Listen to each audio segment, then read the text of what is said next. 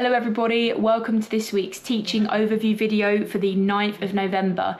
Today is going to be our second session of our theme First Things, where we're looking at some of the first defining stories of the Bible. So last week we looked at God's good creation, and this week we're going to be looking at the fall, so where his good creation went wrong.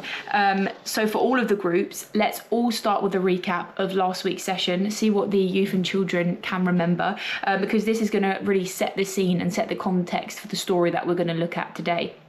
So last week we spoke about how God created the world good, God created mankind good, we were made in God's image, we were made good like him, so we are to reflect his goodness in the world. And as some of the young people and children might have pointed out, the world isn't good, all good. There are some good things, but there's also a lot of evil or pain or suffering in the world. So how did that come about if God's creation was good in the first place? So this is going to lead us on to what we're looking at today.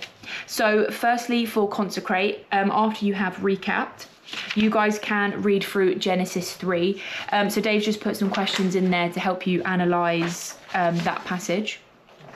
And then talk about sin. So obviously sin is real. We don't want to hide away from the fact that we believe in sin. We believe that we all sin. No one is perfect. But we have a choice to follow God or to not follow him, to obey him or to not follow him, obey him. But God also provided a solution to sin. So it's not all doom and gloom. It's not the end of the world. God's response to sin was Jesus. It says in Genesis 3 that God made a promise that one of Eve's offspring would strike the head of the snake. So there is hope. And so Dave's just put in there a couple of other scriptures to talk about the free gift that we have through Jesus and the forgiveness that we can receive for our sins through Jesus. So obviously the fall, maybe a bit sad, but then we want to talk about the hope that we have and one day that God will make the world perfect again. And then you guys can just pray and respond at the end. And then for the children, it's going to be fairly similar. After you have recapped, the youngest group, you can read from the Heyo Stories of the Bible storybook, Adam and Eve's Sin, which is page 19 to 24. And then we also have we have a video version of the story on your USB stick. The woman was convinced. She saw that the tree was beautiful and its fruit looked delicious, and she wanted the wisdom it would give her. So she took some of the fruit and ate it. Then she gave some to Adam, and he ate it too. At that moment, their eyes were opened. Oh no! And they suddenly realized they weren't wearing clothes and were embarrassed. So they sewed fig leaves together to cover themselves.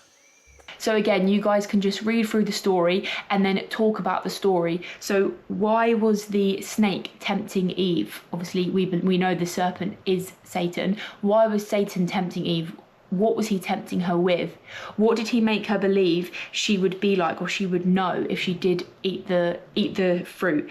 Why was she tempted to disobey God?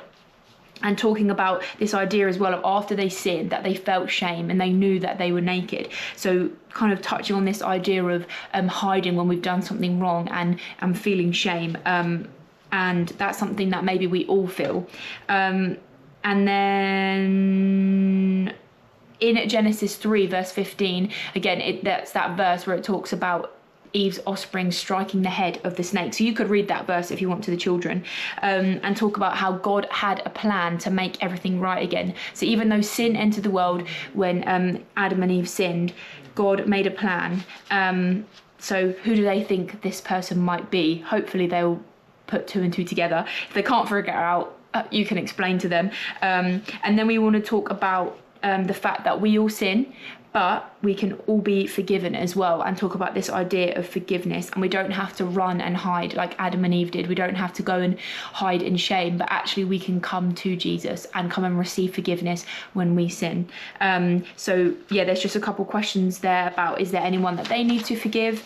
With the older group, we can get into a bit more detail of what is sin, and again, not shying away from the fact that we believe sin is real, Satan is real, that Satan tries to tempt us.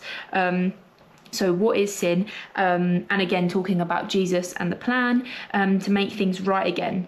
And then I'll send some small bits of paper in your folder so that you can do this response of, is there anyone you need to forgive or anything you need to ask for forgiveness for? They can write it down to actually help them get thinking and actually respond. They can just write it down, and then you can all pray, ask God for forgiveness, and then they can just rip it up and go and put it in the bin. And just as a bit of a way to engage them with it and actually be active, and maybe give them an idea. This is something they can do at home if they're not sure how to pray or ask God for forgiveness. It's something we can do anytime, any place. They can write it down, they can talk to God about it. We just want to encourage them. That's something we can do every day, and we should do. Okay, I think that's it for that. So for craft today, we don't have a making craft, but we've got a few like puzzle challenges. So for the oldest groups, we've got like a fill in the blank for the memory verse, or for some of the verses from Genesis 3. And then there is a kind of like a I'm struggling with words today. A kind of like a crossword that they can do. There are the answers, don't worry. Then for the slightly younger ones, there is another puzzle sheet, and that's going to be slightly easier for them. So figuring out what the words are, and they can copy the writing. Sorry, I'm struggling to speak. And then we also have some colourings. Dave's made this really cool colouring.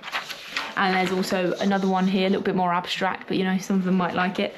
All right, I think that is everything from today. I hope you have a good session. If you have any feedback, please let Dave or I know. It's always really helpful. What went well in the group, what maybe didn't work so well. If you need any more resources or you have some ideas, please let us know. Also, next week is the Samaritan Purses Operation Christmas Child Bring Your Box In week, so please remind the children to bring their boxes in. Also, on the 7th of December, we are having our family Christmas party from 3 till 5 p.m. So please, if you want to get involved, just let me know. If you want to do face painting or games, or you just want to mingle and just welcome new people and chat to people, please let us know if there's any way you want to help out, because yeah, it's always good fun and good to have some faces from across the congregations. So I hope you have a great week, and hopefully see you soon.